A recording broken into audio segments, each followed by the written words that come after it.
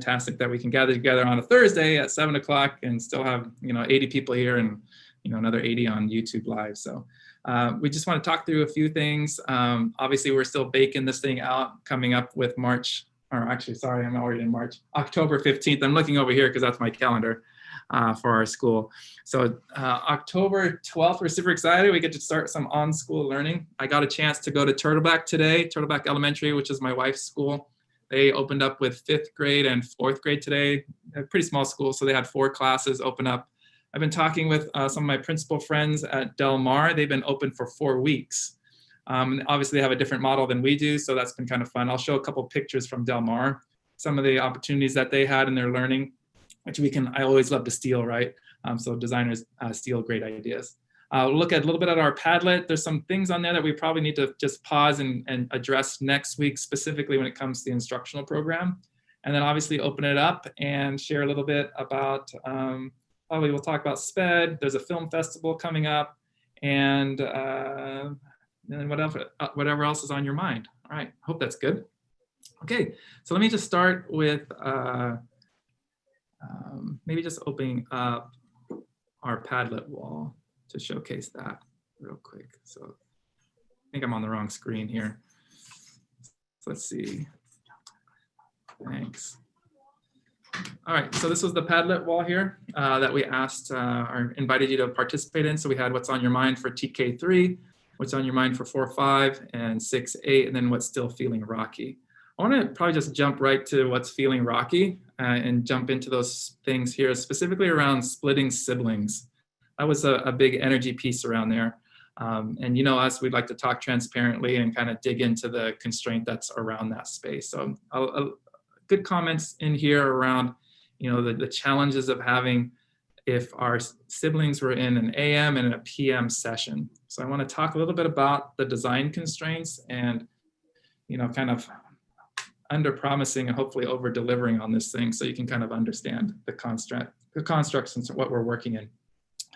So all of you, including us, have been in massive change since March 13th. So if you think about it, we're in our 5th design around learning, where everything has to change each time. So as you know, when you choose to come to Design 39 campus, that in itself is a new orientation for everybody, right? So we teach differently, we talk differently, we have different kind of concepts. So just designing in that space is the first phase that we're in.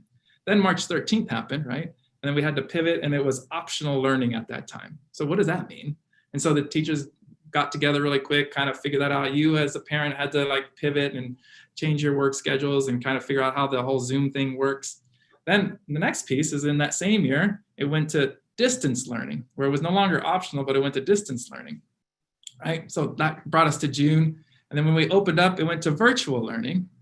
And then that had its own constraints. And then now we had to change again, and we're going to AM/PM model with virtual learning, right? So you can imagine just all of that is a significant lift for everybody, from our parents to our teachers, to our community, to our students. And so we're just super thankful and appreciative, but also that comes with a lot of fatigue and patience, fatigue in terms of are we just kind of get ourselves going in a direction. So when we're in this next phase of design, the constraint that we were given basically from the district is that they wanted 5 days of instruction. So if you're coming to on campus, we aren't going to do an AB day where you come on a Monday and you don't come on a Tuesday, where you would come all day. So they said, okay, you have to have touch points of 5 days. And the other design constraint is that you needed to create physical distance. Well, so if you have a class size of 33 and you have a room that's 900 square feet, you can't put 33 kids in a classroom with 900 square feet and physically distance them. So, okay, so what does that mean? Well, that means we have to do some type of split schedule that allows half the kids to come in a morning session and half to come in the afternoon. Ish by that, right? When I mean half. So the teachers already asked from the beginning, is that 14? Is that 17? What is that number?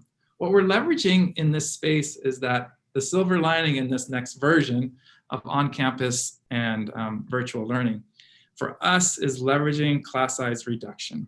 So if you go back in time, when they originally did class size reduction, it was 20-to-1 in our K3 classes. That's what the class sizes was originally, back when I started teaching in 1998.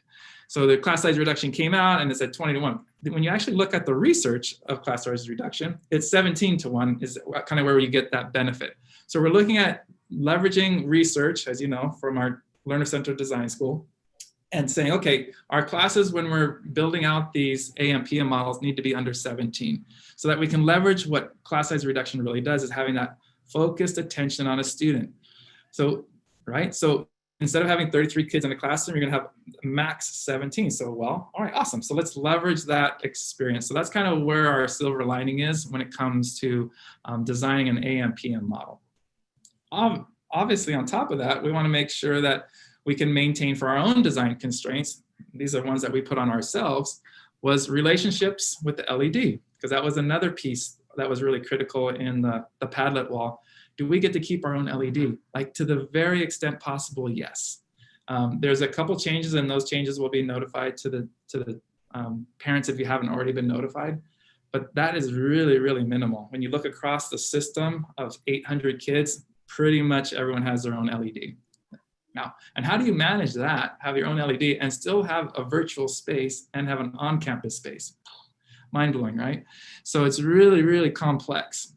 The next piece is we asked, like, from your preference, do you want AM or PM? And you already knew like 70% of you want an AM model. Well, when you have like a 4-5 and you have kids in 4-5 and 65, 70% of them want on campus, and then you have a primary class where it's like 50-50, they just don't match up. Right, so that complex problem is really, really tricky to try to get kids in that same space. So we get it. I'm a dad. I have kids trying to navigate. I work. How do you get your kids from A to B? So we're really, really trying to work that out. We had this big matrix that says, okay, where are kids landing in your setting, Miss Evelith, and where are they landing in your setting, Miss Powers, and where are they landing in your setting, Miss Adamson? Right. You can imagine, right? 800 kids trying to fix that out and say, okay, where do they land? Because there's another constraint. Teachers have to feel safe to come to teach, right? And so we know that the viral load, like if you're in a setting all the time and there's a COVID virus, being in that space all the time is not healthy. We also have other challenges. Our lower classrooms have doors that exit out. So they have open doors, open ways to get outside, you got fresh air. Our upper classrooms, that's 6-8 and our 4-5, they have doorways that go into hallways. So there's not the same flow of air. So there's constraints around space, like who's teaching in what space. So all those factors like have to get mixed into this thing. And at the same time, they're teaching virtual learning. So can you kind of just get the scale of this thing? Like it's just really, really complex and tiring. And we're up to the task yet. We really need your collective like work with us, because you see all those knots, and maybe that picture that I showed you is they all pull together, and you pull one and it pulls the other one, right? And they kind of like, you know, you try to fix one challenge and it pulls the other direction. So that's what we're trying to create, that right balance and that right tension, because we want relationships. We want to ensure that we can have your last design preference, which is that we have one school with 2 ways to get the instruction. So let me just say that again, one school, 2 ways to get the instruction, either at home or on campus. Across the district, the design is you go in the virtual learning or you go in the on-campus learning, and they don't intersect. Let me tell you the challenge with that we're already seeing with my friends in Del Mar, and I'm going to show you a couple pictures from them. There's a lot of really tight constraints around when kids get sick, from the sniffles to coughing, right, to having a temperature over 100 and how long they stay out. So we're going to have little videos that come out about that. But what happens then, I'm an on-campus teacher, my kid is sick, the regulations are that they stay home for 10 days or they get a COVID test. The COVID test comes back negative. They still have to be out for 3 days, okay? So imagine now a kid out for that many days and doesn't have that connection back to any kind of virtual learning, because the teacher's teaching in the morning and they're teaching in the afternoon. We said, okay, from the very beginning, we said, we're not gonna do that. We're gonna partner up so that you have a way to still access the virtual learning and on-campus learning, and it's not 2 separate programs. So that in the event, kids are just gonna get sick. It happens. Like in Del Mar, they already had 30 kids, not with COVID, but just get naturally sick, and they're out for even 3 days as an impact, right? Even if you come back with a negative test, you're still out for 3 days, and that learning gets kind of like, you just have to catch up. Is that really good? No, so our design from the very beginning, all the way back into March, like, when this thing changes, we're going to partner up so that if a kid has to slip in and out of like on campus or virtual, there's that ability to do that because we're trying to balance those classes. In the typical setting now, and you go into like my wife's school, she's on campus AM and PM, right? She doesn't have a partner in the virtual space. So, and the virtual space is totally impacted. So they can't go over class size. So their class sizes are like, say, 26:1 in the primary. Well, there's not space. Now you're like not even leveraging class size anymore. You're just like trying to pack more kids into that virtual setting, and it's not maximizing what we believe is a good thing, class size reduction. So these are all the factors, the design constraints we're trying to create, and why when Joe says, we might not be able to fit your AM and PM kiddo in the same block. That's the reason why, because all these things are coming together to try to, one, protect teachers so that they can, maybe they can teach in an AM section, and then that means they don't have to teach in a PM section, which means they get less impact of infection, so they can teach virtually in another section. So all these things are trying to like create a condition of awesome learning. So we're excited. I think we're getting closer and closer to like matching these things up. Tomorrow is our kind of our last day where the teachers are declaring where the kids are going and putting in the AM, PM. Our hope is that by next Wednesday, we'll be able to launch out to you. It'll probably come from the teacher, because the other thing is we can't actually make the rosters in the Synergy system to push them out until the day kids are actually in classes. Yeah, there's lots and lots of challenges. So the teacher's gonna have to share with you personally, like, here's who's in what section. So we have that. It's pretty darn close. We're feeling pretty good about it. There's, but then again, if it doesn't shake out perfectly for you, we're gonna have to kind of like just come together. The other question that came out is like, holy smokes, can't we change our mind? Okay, so you already heard, like we've already done that 5 times, right?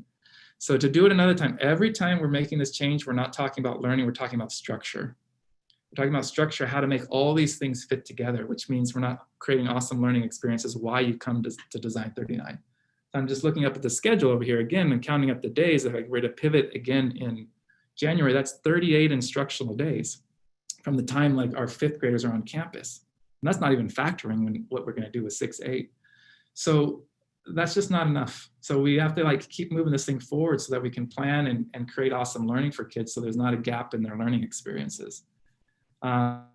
Just right when they're feeling good about something, something changes again. And that's really, really tricky for you, for the kids, and for the teacher. So that's why this kind of the need to like really come together and make it happen. Otherwise, this thing just gets pulled in one direction, and a lot of people get inequitable treatment. So that's not what we're about. So I'm just looking at the schedule over there. So I'm feeling pretty good about that. Let me show some of the things also that were on your mind around the well-being of our kiddos, both at home, obviously, and on campus. Talking a lot about on campus now because we've been doing a lot with the virtual, and you kind of get a sense of what that is. So a lot of today's conversation about on campus. So with our 4-5 teachers, they've been talking about where can we teach. So I'm going to show you this little graph. I really appreciate Amy. She's going to talk a little bit later too. You'll see on this graph coming up that it shows, let me prep this screen first. All right, perfect, I got it there. So this screen is going to show you just some of the behind the scenes. So I'm just going to open up the hood for you so you can see it. So this shows the complexity. So on the other side as a teacher, I'm going to kind of leave that out on the far side there, but you'll see in the PM, like they're going to be on campus. So what space? So let me just show you like here in cell fitness lab here. Okay, so for this teacher in cell 5, right, they're going to be virtual in this PM, but in the morning, they're going to be in the fitness lab, which is over there where we do the fitness lab. We can break those things into 3 bays. We open up the garage doors. So this is 4-5 now using the fitness lab plus the blue place out there. That opens up the double rooms then for the teachers to have a much bigger space in 4-5. So, and then, but in the PM, they're going to be in C215, and then this is what they currently need. So you just kind of see if you go down this, that there's a lot of moving pieces versus typically just walking on campus and you come in your homeroom teacher. So this will get all figured out. And kind of that's why we're pausing a little bit on all the instructional pieces, because right now we're just working out all the details on where things go. You can see like what things are needed. Are they going to be teaching at home for a section? Are they going to be back on campus? So this gives you kind of a quick look at kind of behind the scenes, leveraging all the spaces we have So, and then now in the primary down below, they're now looking at popping out into the like grass areas. In the front, they're talking about looking at creating some turfed areas with canopies. So just kind of like really like bridging things outside, because we live in San Diego. How awesome, right? That we get to have that space. So let me show you some pictures from my peers in Del Mar. They've been doing it for 4 weeks and they're super excited. It's been working really well. They haven't had any cases of COVID at their school. And then I'm visiting another Del Mar school on Monday. So I'll kind of give it an update on that one too. So this is from Del Mar. This is Carmel Del Mar. So this is students. Here, can you see that? Did I not show it? Okay, sorry. Maybe I should show the picture. Can you see that? All right, perfect. So this is their, oh, that's her, give me a thumbs up. Some of the things they're doing for outside learning. This is pretty simple, right? Doesn't look anything magical. What they did do though is they took a lot of the lunch tables and they just spread the lunch tables out all over to kind of give these outdoor learning spaces. So not having to buy a whole bunch of new materials, just leveraging the materials that you already have. So I thought that was cool. That was a good idea. Some good ideas got from Turtleback as well today. So I'm just looking over my notes here. You can see, here's my notes down there. Here's the notes on the wall. Right. They're just like, we're just planning everywhere, just trying to make all these things work, right? So it's been kind of fun. Yeah, it's been a lot of fun. And maybe, Amy, let's talk a little bit about special education. Maybe, wait, yeah. Amy, pause there for a second. Oh. Any of that stuff right now, let's open it up to questions and then we'll come up with SPED and MIM and collaborative. How's that? All right, let's stop there. We'll pause questions. And you can either raise your hand or just go for it. Bob, I always seem to pick on you to get us going, Bob. So what's on your mind, Bob? Come on. No question. Just the thing that blew my mind, Joe, is the complexity and all the things you guys are having to wrestle with to create a safe space for the LEDs and all the kiddos. So gratitude to you and the LEDs and Amy and Harmina and everybody else. So appreciate you sharing that and being transparent.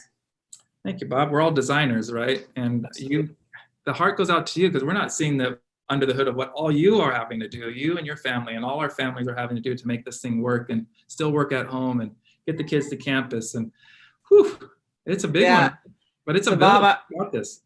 Bob, I was teasing Joe just a little while ago about just that.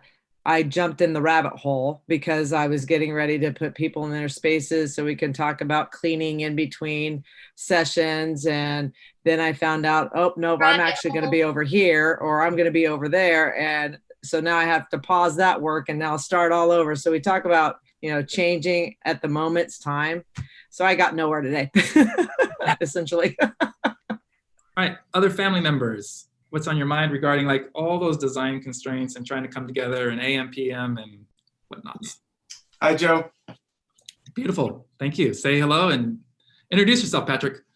I'm Patrick Coleman, and I have an incoming first grader and also a teacher in the district. I teach at Del Norte and the arts department chair there.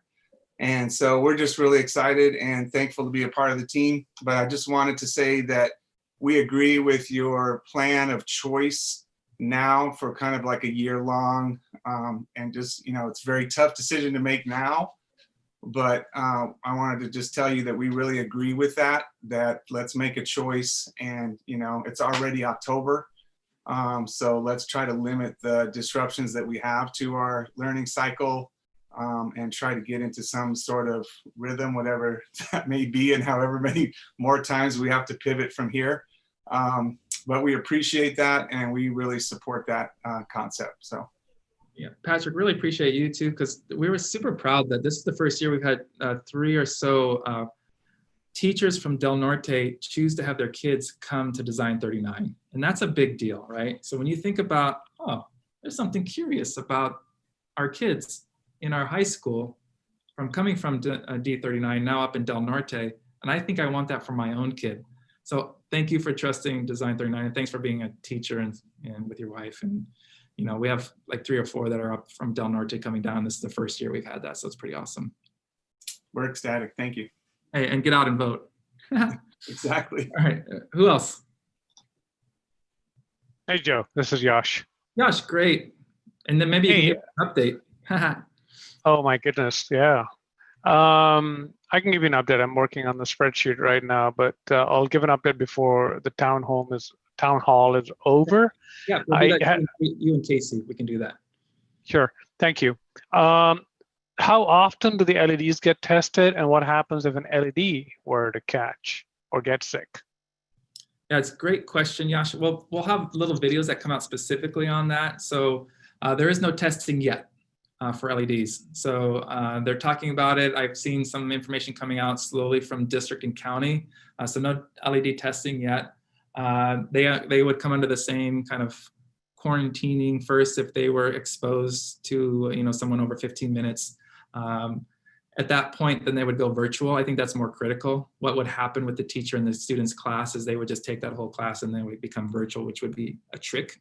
We don't think it would be good to put a substitute in that classroom and try to make it run. So Yash, if you can kind of give us, we're gonna have a space specifically just to talk about all those. I'm looking up here because we have it all kind of mapped out. But if we can kind of pause on that one, that'd be great. Cool, what else? Joe, there's a question in the chat. Okay. Can we have MIM and gardening outdoors in addition to 2.5 hours of instruction time? Yeah, I saw some items coming out. I know that we are excited to get enrichment classes going again. And I think one of those I saw with our Project Dig from Kara and team for the gardening. So that will be kind of those pieces we can kind of start to smartly roll those back on. MIM, just right now to start, because all these complex schedules are weaving in and out. MIM for the next couple of weeks is going to be virtual completely. And I know that's a little disappointing to kids because that's one of their ways to kind of connect with another group of LEDs. The hope then is to come back and start with K1 and give them access on campus. We don't know how challenging it's going to be and what we can do within those 2.5 hours and the places in between. We just have to get kids on campus and know where we can do these other like enrichment activities. How long it takes for a kindergarten kid to come in after 6 months of being away and then like get in there. So we want to maximize the instruction in that and then not impact it again. So if you give us some grace of time to kind of get kids into the seats, and then we can kind of start leveraging up the other awesome learning.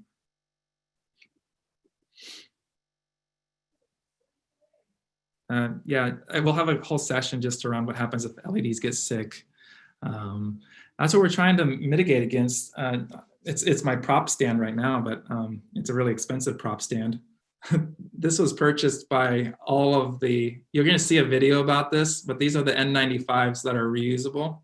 The interchangeable sleeves. So these cost about $70 a piece, and these are going to all the LEDs. So they'll have N95s. So that's part of it too, is just protecting them with the right equipment. So and that comes because of your donations, and I can just tell you it's quite incredible. If we didn't have that, that would probably have a massive impact on teachers coming back. They're still nervous. That's why they're doing all these spaces and trying to create open spaces and open air. To say that they're completely 100% ready, no. You know, we give them we don't keep information from them. We had a whole session just for them, and I wasn't even in it. So just the LEDs could talk with our safety team and our doctors, Vanessa and Joanna, I think it was. So we really appreciate them, because once you get knowledge, you're kind of like, okay, now I at least know the realities of everything. And like something that just came out from that was, and just fact checking it and looking at the research and talking with other doctors, was just our hand dryers, right? The hand dryers where the kids dry their hands. Like that's the level of detail we're getting into. So like, okay, today we just like went, okay, Brian, really quick research. How much does it cost to get the paper towel dispensers, bag up the hand dryers so it's not spraying? You know, it's really low risk, but it's still a risk. So let's mitigate that risk and get the hand dryers off and get the towels up, the paper towels up. So that's what we're doing too. And we're like, okay, do we have enough time to make that happen? Okay, yes, we have the K3 first, so we'll work on their bathrooms and we'll do the next bathroom. So that's kind of just all the stuff that's happening around safety to ensure safety for everybody, including the LEDs. Hopefully that helps. Last little questions, then we can pivot around just kind of opening up. We'll talk about SPED next. Are there any parts of the school that are out of bounds that would normally have been open, accessible to the kids? We're kind of keeping the upper blacktop open for our middle school kids because we have things that we're doing to get, we were using parks. Now we're kind of like doing some events like on in a week from Monday. So the same day of October 12th, we're doing a middle school kind of thing for 6th grade, a science thing. So we're trying to keep that space off limits, Yash, but not really. We don't have like things that we're keeping off limits. Playground equipment, we're still trying to figure out. Amy had good experience with that with our special ed students during summer. So she was able to, we had a summer school called ESY and had some experience with how to mitigate playground equipment and cleaning in between. So we're looking at that. So playground equipment to start, I guess, would be the one limiting factor to start. All right, you know me. I like that donut, Lillian. That's awesome. I was thinking about donuts this morning. All right, Amy, let's go a little bit. Where are we with special education services? Yeah, so I know that the district rolled out talking about potentially special education can start on campus September 24th-ish. I'm happy to say that, that started well before that. Some of our teachers that felt comfortable started providing services in person, specifically OT and speech. We're starting to grow a little bit more. We're getting some on-campus experiences with the older kids. Again, it's all around that safety piece, as Joe's mentioned. Some people are just not comfortable yet. We're trying to maximize that. ASD, again, I think Michelle's doing a fantastic job by, again, leveraging the opportunity for students to access the campus. She's created a calendar where the parents can sign up to get some in-person instruction, again, small micro meets.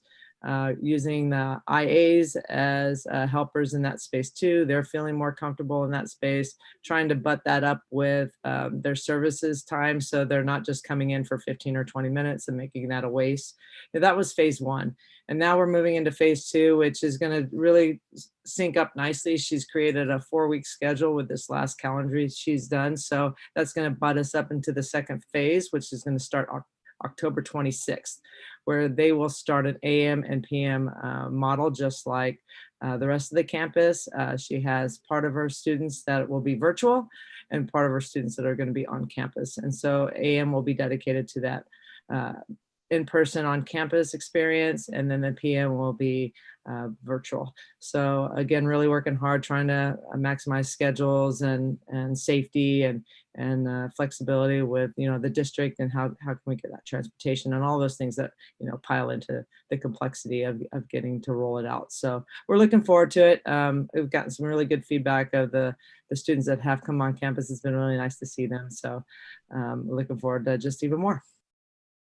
Awesome update, Amy. Thank you so much. I know there's more to come within that. We definitely want to make sure that there's equity and access for our students. That's why we're starting with kindergarten, right? Because that's just the challenge of Zooming with the youngest learners in TK. Also our students of need, making sure that we can get access. There's also a need, Amy, as you understand, because it's not just the special day class coming on, it's because we have special day class interacting with their best buddies and inside the classrooms with their middle school typical peers.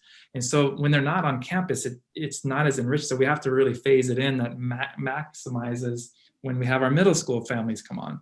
So I understand that complexity, and Amy, thanks for working that through with Michelle and team and David and everybody.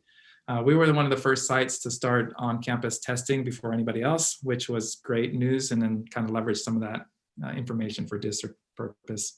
So thank you for that, Amy, too. Amy, maybe just a couple of things you're kind of having fun with. As you know, we're creating these vignettes and videos, some things that our parents can be looking forward to and kind of talking about when they actually walk on campus. So it's not just Joe's overhead bird eye view. Right. So we've been playing around with temperature checks, right? So we had picture day just recently. So that was a great test of how quickly we can get some temperature checks, and had some fun with that, making it more of a mind reader opportunity than a scan of your head. The kids were getting a kind of a kick out of that. So using that, and then also getting the survey ladies involved, and we practiced a little of what it's going to look like when you're checking in for your PM session, and how you grab your lunch, and how you go to the lunch tables or a space, and then how you're going to exit from the campus to grab and go and get your lunch. And so I used some bridge kids, and they were super cute, and had no idea what to do, and they were trying to read the menu, and we're trying to prompt them, but it was a lot of fun. And so just continue to create those little videos, like you said, and trying to mark out so kind of the ingress and egress of the campus, of where, K3 or K2 is going to start in the kindergarten loop, and we're working around that and creating some videos around drop off. I'm going to use my own kids next weekend to practice that. And then 3-5, excuse me, 3-5's in the main lot, and then eventually 6-8 will be up in that bus loop. So really looking forward to having some fun here. Yeah, pretty fun. So Amy, you read my mind with the mind reader app. How much fun is that, right? It's not like, oh, it's scanned like crazy officials, like, what are you doing to me? Like everyone had a mind reader. So Amy, you read my mind. I like what? Old hamburgers. Day old hamburgers. I was in here eating the other day, and it was just like, I don't know, it didn't even look like a hamburger anymore. Like, what is that? I'm like, it was yesterday's hamburger. So yeah, we eat every once in a while around here. Well, that was pretty darn funny. So yeah, just trying to, have joy along with the safety, and not make it so rigid. Yeah. Like, yes, it's okay. We'll still be safe. If a kid bumps into the kid in front of them, they're going to be okay. It's going to be all right. So talking about safety generally, I know we have our amazing safety team members on here. I think Joanna or Vanessa, you were going to give us just a little bit of an update, if you would be so kind, specifically around masks and just other things that we've been talking about. Vanessa? Perfect. Hi. Hello. Hey. Sorry. Good to see you. Trying to juggle a couple of things here. So the question is about masking. Yeah, First? just again, a reminder of masks, gaiters, those things. I know we have a few kids wearing gaiters inside of Bridge, so we're going to pivot off of that come Monday. So maybe just a reminder. Yes. So the recommendation, and I believe, I don't know if it's a district requirement, but the consensus on the safety committee of several physicians of various specialties and working in healthcare is that a single layer gaiter would not be acceptable. If it can be double layered, that's okay. We would not be allowing any masks that have a valve as part of it. It would have to be either taped off or closed off completely. Even if it has a filter inside, if it has a valve on the outside, the preference is to just not use it, because it causes too many questions, and someone would have to take off the mask to look for a filter. So the recommendation would be a 2 to 3 layer fine weave cloth or surgical mask. It's certainly reasonable to use a disposable mask if that's your choice and you have access to those. We would want it well fitting. It has to cover the nose and the mouth at all times. Keeping the hands off the mask. If it requires a frequent adjusting over the nose, we would say, please don't use those. We don't want ones that keep having to be touched all the time. Let me think. I think those are the main things. The general rule of thumb, if you need to test out your mask, is to try to blow out a candle through the mask. If the candle flame flickers or blows out, if it flickers or goes out when you try to blow at it, then it's not an adequate mask. You want no movement of that flame when you're blowing at it. Awesome. Thanks so much. Joanne, Are you there? We've been showcasing why gaiters, because there's been some research around it, and there was some studies that were showing that gaiters actually were worse than not wearing a mask. And what the research was showing is that, and you can correct me, is that because the gaiters then take that bigger vapor and then makes it into smaller particles, and then actually expands the problem even worse. So that's why not gaiters, because some research has shown that it makes it worse. Joanna, you want to correct me and fact check me? Sure, sure. So that was the one study that was, I think it was widely publicized, that talked about gaiters, and how sometimes if you have a thin material, then this was from the study of people who were talking, and what they were able to see was that the droplet versus aerosols, that there was a higher level of aerosol penetration due to the droplets becoming smaller aerosols going through the thin fabric. So I think a consensus was to just not have gaiters, no bandanas, to try to keep everybody safe, to have, like Vanessa said, the 2 to 3 layer cloth, well-fitting masks. Perfect. Yeah, we'll send out some data and information around that. Some really good websites that are being developed around just the science of masking, and which is really helpful. It's kind of cool, like just for your kids' perspective, like how does it work, and how does masking actually give you a double protection? So it's quite fascinating. So just back to the chat box there. Yes, we're hoping that our LEDs can actually get that information out to you, because our Synergy system can't produce it until the day of the actual classes. So we're hopeful that our teachers can give you the classroom information on placement and AM, PM by next Wednesday. That's our hope. So we'll be using next Thursday town hall meeting to talk more about the instructional components. I'm kind of digging into that. And then hopefully we, have some positive energy around how things are shaking out, and still working through those complexities, as we know we'll can work through things on an individual basis. So good quick safety update. You'll be seeing some little videos. We're just going to be posting one from, I think you got one today. We did a little conversation, Tara and I, just talking about wellness check at the beginning of the morning with your kids, and just kind of making it part of your process. I'm kind of interested and excited and wondering if, because if we're all wearing our masks, if the flu season will actually be less. And I think some of the early data, and again, Vanessa and Joanna, you can correct me, that, looking at the data from like Australia and seeing that their numbers are way down in the flu. So please still get your flu shots and things like that. So Joanna, any other things around just like preparation to help prepare for, on campus, and even your own family for not even coming on campus? Oh, hello? Yeah. So some of the stuff that we were talking about was definitely, we know it takes a community.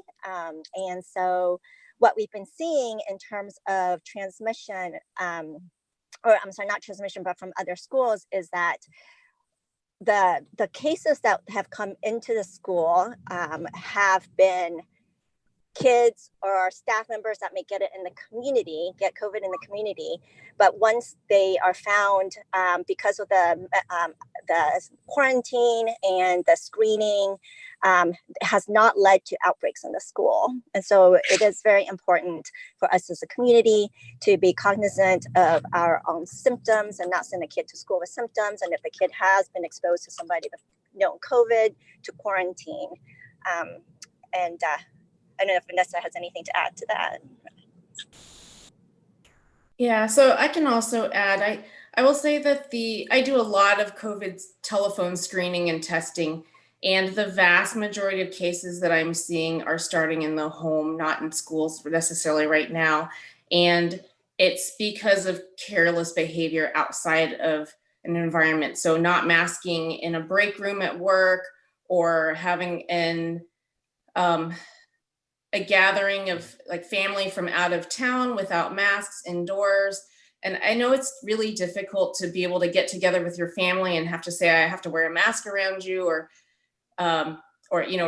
try to encourage family members who might not want to wear a mask, especially if there's travel involved and with holidays coming up. But, the unmasked behavior around the holidays, like July 4th and Memorial Day, we saw big peaks right after that. With Thanksgiving and Christmas coming up, I think that's going to be potentially reasons to be able to see surges again. So we would encourage that our community and our school are one-on-one, one-in-one.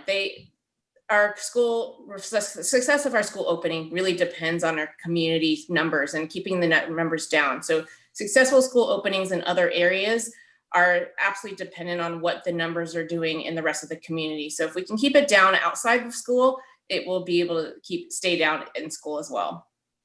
So well said. And that's kind of the messaging I was sharing today. Like, I think 92127 as a whole has been doing a really awesome job. So really appreciative of our community to come together on that. Casey, I know we're going to talk a little bit, but just masks are available. I think you put the link in there. So D39 masks, they're awesome. Go ahead and get those. They're in both adult and child sizes. If a student doesn't come with one or forgets one or loses them, we have our extra mask here. They're just a paper cloth mask. So kids will have access to those. They're also child sizes as well, so that they fit properly. Just all the things around masks. We're not the mask police. It's about, like, if a kid, like, their shoe falls off, hey, let's pick up your shoe, let's put it back on, like, just like naturally, like what you would do. Just like you would say, hey, let's get your seatbelt on, or let's help you take your seatbelt off, like when they're coming out of the car. It's just a natural process of just learning. If there's a vaccine, I'm not a vaccine expert. Our kids all did get vaccines, yet I don't know what it's looking like. I'm not keeping up on that research and the data that's happening on that. The question more is around, if that comes out and that becomes a thing, and folks are becoming, using that, would that be a time to pivot again to allow more people to come back on campus? I would imagine yes. So we'll kind of watch what happens with vaccines and stay tuned with that. Yeah, I think that's good. All right, I think that kind of covers safety. So let's open it up now to questions around safety and things around that. Yash, we'll talk more specifically, like what your question was around how many days out and how does that look? We have videos that are coming out. You'll see one tomorrow with Tara and I talking specifically about that piece.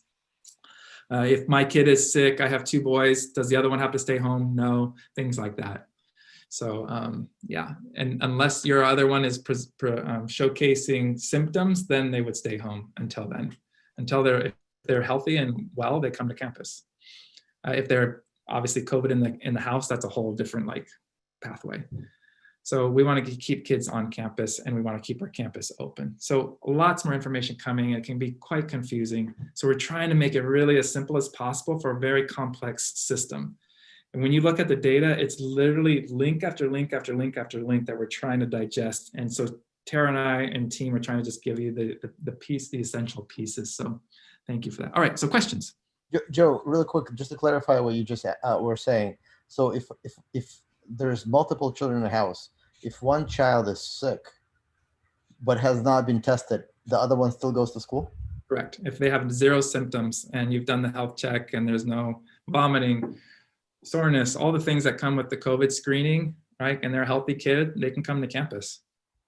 Okay, and then so if there's no screening done, the one child quarantines for 10 days and the other continues going to school. Yeah, so the real quick version on that is you as a parent could get the COVID test. There's a specific COVID test that we are requiring currently for PUSD. We'll talk more about that. But if they come back negative, the one that is showcasing symptoms will be staying home. Negative COVID test, you're home for 72 hours. But the other one can still come to campus, right? Now, if your child has a COVID positive, then your kid is staying home and quarantining. And the quarantine starts from the day that they can separate from 6 feet, right? So Vanessa and Joanna can fact check me, but just real quickly, we want to keep kids on campus, but when we're sick, we want to keep them home. If they have a positive COVID test, there's a whole nother protocol. I think one thing to think about there, Joe, I mean, this makes sense what you explained, but what's happening, an incentive is being created not to test. If children want to keep their... I guess maybe I'm not explaining it correctly. So we're going to be screening the kids when they're on campus. If they're showing 100 or more temperature, they're sneezing, well, not sneezing, they're running nose, they don't have a pre-existing condition like that is documented from the doctor that says, hey, my kid has allergies, and they just present with this. So the doctor would have a doctor's note that says that. So that kid comes to school, right? So what I'm trying to share with you is that if a parent would, if they're not testing their kid, to your point, and they're sick and they're have fever, they have to stay home for 10 days. And 12 days or 15 days until they're 24 hours fever-free without any medication. So what most parents are doing, what we've found in Del Mar, is they want their kids back in school, so they're testing the kids to get them back earlier. right? So the advantage to testing is that you get a negative test. Now it's 72 hours, fever-free for 24 hours. Now you're back on campus. Is that That's assuming there's no definite COVID exposure. And then the other thing is with the COVID exposure, if there's actually exposure within the household, unless the exposed person, if they're still exposed, if there's still COVID positive in the household and they cannot distance, and if it's in the same household, the 6 feet's out the door. If you're in the household, it's the same household. So unless the person stays in a room completely isolated for away, then you can start counting the 14 days. If they move out, then you can start counting the 14 days. But if they're still continually potentially exposed in the same household with that person, you have to count the 14 days from the last day the sick person is considered infectious, which is 10 days. So it could be 24 days if you stay in the same household. So thus you get the design around what Design 39 is doing. There is one school with 2 ways to get access. And if you have to pivot, you're still going to get access to the curriculum with those, probably that cohort of teachers, probably 2. We have a triad in some places. So those teachers are sharing kids together, and you'll get to see that coming up with the, next week's work. But that's the point, because kids could be out for a while, right? And we don't want to have a massive disruption to learning for any kid. And so our design, we feel, is robust in the sense of not just navigating parent preference, but navigating sickness, and then how do kids keep learning. And so I feel pretty proud and excited about our design around the reality of keeping school open, still giving parents that opportunity to come to campus if they need, still connecting with their peers, still keeping their own LED, right? I'm super stoked about that now, right? And things will come and will change again, but that's why, exactly to your point, Mike, because of all of that, could be up to 24 days. Could you imagine not having access to your teacher? And you chose on campus, like my wife has an ABE program. I don't know. So let me show you. We're gonna pause there. If you have another question, maybe Vanessa and Joanna, if it's safety specific, or Amy, if you guys can just respond in the chat box. And if there's a theme so that our friends on YouTube can hear it, Casey will talk about it. All right, so I just want to show you this thing now. This is hot off the press. This is from the district to create full transparency around COVID. Can you see that? Perfect. So this is COVID. So these are all schools listed around how many cases are cases currently, how many employees, how many students. So this is the current number of COVID cases in PUSD, and it tells you where they are. Right. So I'm going to put this in the chat box so you can have this link. You can see nothing here, no cases at D39 today. And we have had preschool, bridge, and a lot of kids on our campus, so 0 right now. Okay. So let me put that link in there, and I think that's cool. Thank you, PUSD, for being transparent. I think that's great.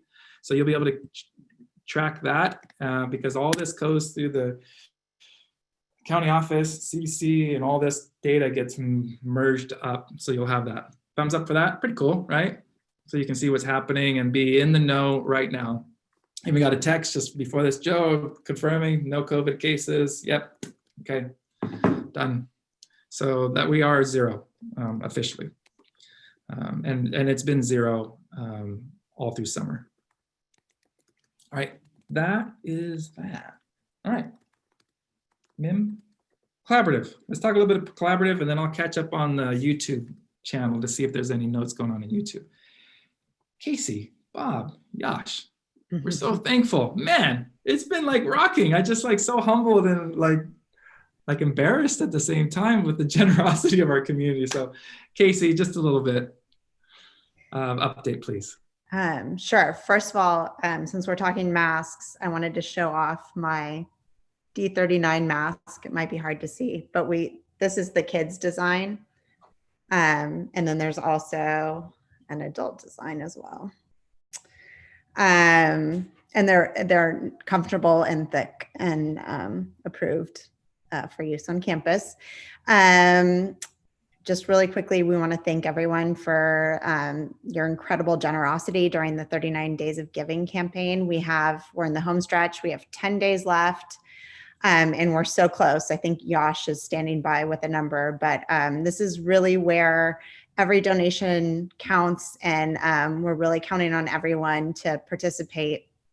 In years past, we've encouraged people to maybe just if they're having a hard time, if they have different circumstances and can't donate the suggested amount, to maybe just give what you would spend on school supplies. So whatever that number is, anyway, and thank you in advance. We really appreciate everyone. Yash, do you have any other updates with our numbers or anything else that you wanted to add? Yeah, you're right. You're right, Casey. We're really, really close. The direct raise to date is now about $187,000. And we're pretty close to the 250K in total, including matches and so on. That's a big giant wow. I mean, everybody unmute your mic and just let me hear your applause. That's just a community, collective, kind of like crazy awesome. Yay! All right, that is just beautiful, beautiful. Woo. And that's why I'm kind of like humbled and embarrassed. It's like we're so darn blessed. So thank you. Yeah, it makes me emotional, Bob. I know why. Yeah. Hey, Bob, any updates on your end? The only thing to add to what Casey and Yash already shared, and I think some of you saw it on the parents' Facebook page, is there is a monthly option as well. So if that's better for different families to contribute and donate on a monthly basis, you can certainly do that as well. I think I lost you guys. You're right. We do have the monthly option as well. Thanks for that, Bob. I was just going to say what's been mind-blowing is just the amount of enthusiasm from everyone. I mean, it's been truly humbling to look at the outpouring of support that you've been able to gather from everyone in the parent body. Thank you so much.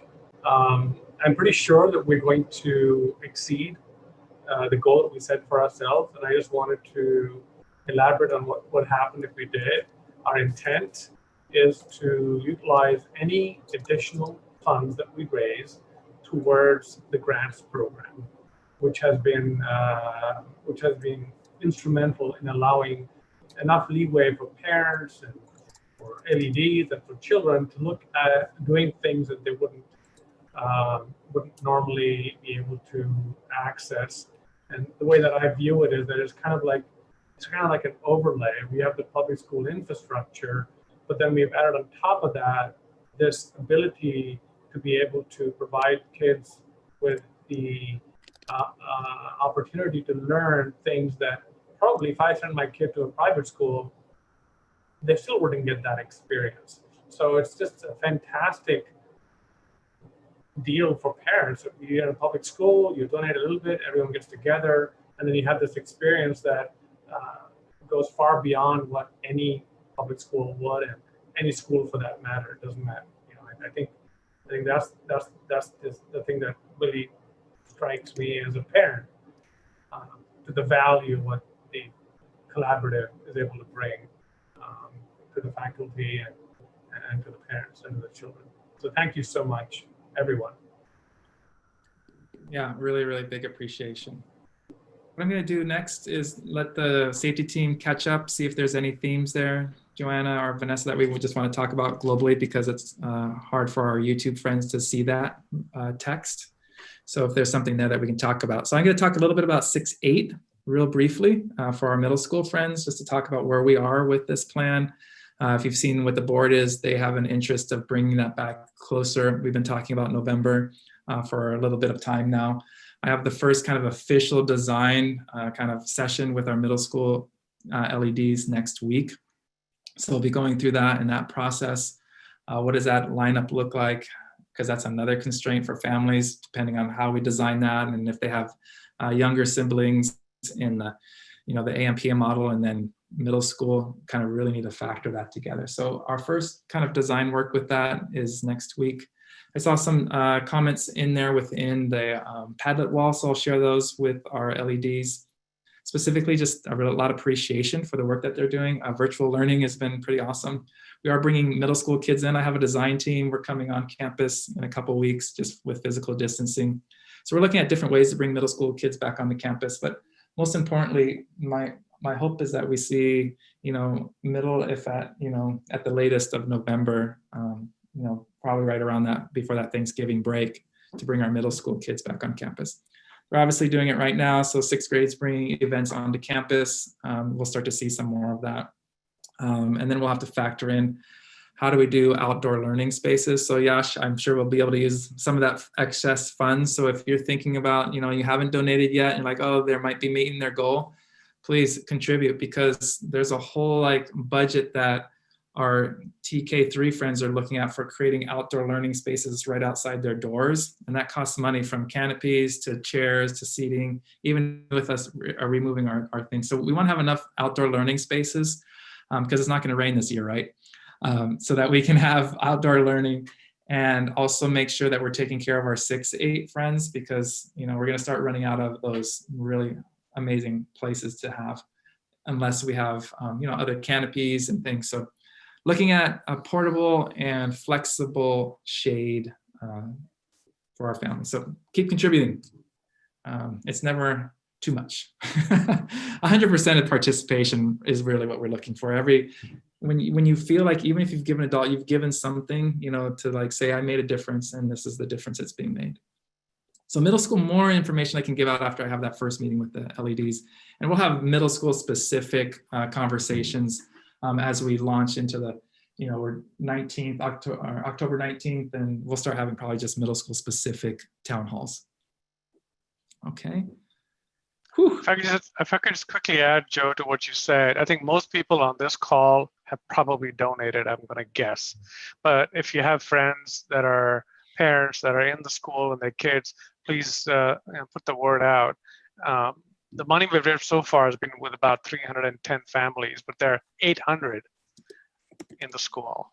And I think I personally, more important to me about the money that we have raised is the fact that everyone contributes, because that's what the community is built on. Awesome. Yeah, and it's been fun because I work with this middle school design team, and almost half the kids are brand new students to Design 39. And we meet about every other week, and they give feed forward to the LEDs. And I saw Vanessa even share that they take that feed forward and move it into a space. Like a good simple example is allowing for the private chat with the LED. So the private chat allows them to just ask a question in the meeting so that they feel connected to the LED. There's a whole screen time team. There's a whole team that's talking about this passion purpose, and they're talking about not just a maker fair, but a service fair. So how can students still have those elective style things? And so it's just so amazing. Like our kids are still doing a lot of the design work, even though electives are looking different. They have a whole team that's reached out to Del Norte and talking with their link crews so they can come back and teach sessions, so we can have the high school kids come back and teach our middle school kids and some of the primary kids. So some really neat things that are just happening probably behind the scenes right now that you're not aware of with our middle school kids that we're pretty excited about as well. All right, Joanna, maybe real quick, if you don't mind, or Vanessa, Joanna, I think you're gonna take it, some things that you can share so our YouTube friends can hear as well. Sure. So there are some themes on the chat about screening. And I think Vishal, who's also one of our safety committee members, had alluded to the PUSD Return Handbook 2.0 that's available on the PUSD website. And in that handbook, actually, there is a very good decision tree. And what you'll see is the screening questions are asked of the kids and the parents in looking at symptoms of COVID, vomiting, diarrhea, fatigue, cough, shortness of breath, not just fever. So those are things that parents should be aware. And also the decision tree comes with what happens with if a kid has those symptoms, when do they get to go back to school? When do they get to go back to school with or without a test? And also in terms of kids that may have allergies and chronic symptoms, how they can be going back to school. And also there's a decision tree in terms of exposure to COVID and also known COVID positive exposures, and also if a kid is positive for COVID. So that might be something, there's some questions about who needs to be home, and if a family member is sick, does the kid have to be home? And those are some good resources that are in that handbook. Perfect. So let me show you, we keep updating our website. So this is, I'll just go back to the home section here. So on the home tab now, it's learning, which is also it's going to be a place where we'll have the virtual and on-campus learning resources. There's now this wellness button. So what Joanna was talking about. So if you click this wellness button, I'll put it in the tab. This is with Tara, as you know, all things wellness. So there's the POSD guidebook, the health services, mask guidelines, and then also it'll have the decision tree in there as well. So let me go ahead and put that in there. So that's under wellness, and I'll put it in the chat box, and I'll also add it to the YouTube channel. Amy, did you have final things to add before I maybe close this out? No, again, I appreciate all of you and your flexibility as we are all in this together, as you can understand the complexities, what you're going through, your challenges at home, just trying to get your kids to connect. My own kids are having the same struggle. They're in San Diego Unified. The Zooming for looking at the screen for so long, they miss their friends. I know your kids miss the connections. Like I said, yesterday or the last 3 days were probably the joyous so far of just being able to see families and connecting with kids again. So I'm looking forward to seeing those TKers coming up here pretty soon, and hopefully you all stay safe and well.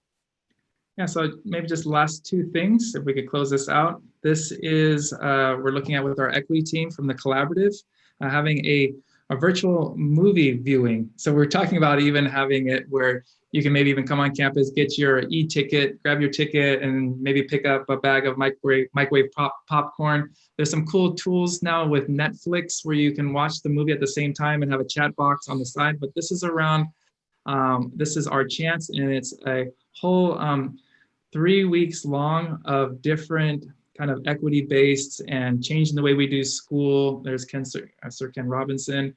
And this is pretty darn wicked.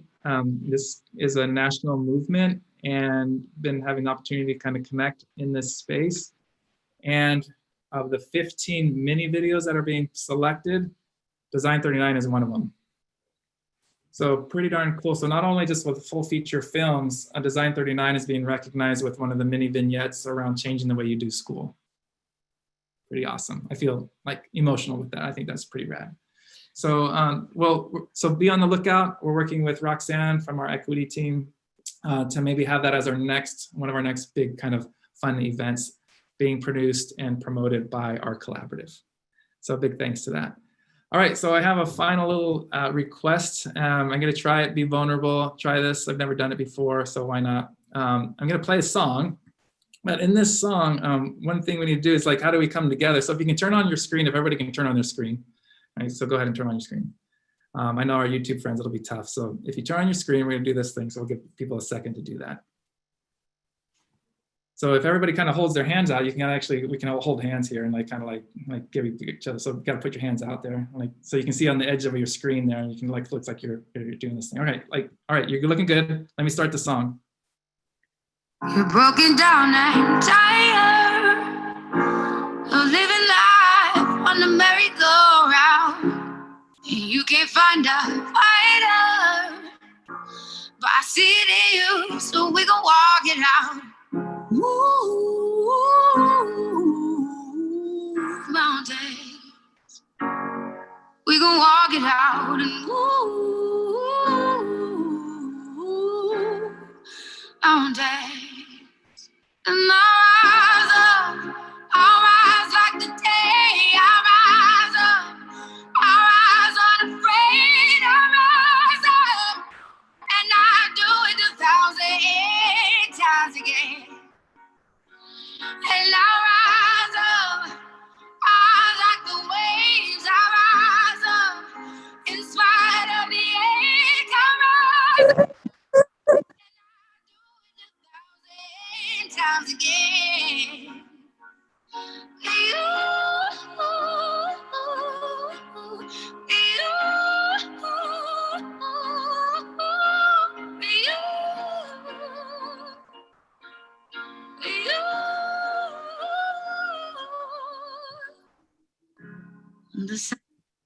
All right. Rise up. We got this. All right. Appreciate y'all. Thanks for hanging in there. I'll hang out Thank for a you. minute. Thank you. Thanks, guys. Amy. Bye. Thanks, everybody. Thank you. Thank you. Bye. Thank you. Good night. Thank you, Joe and team.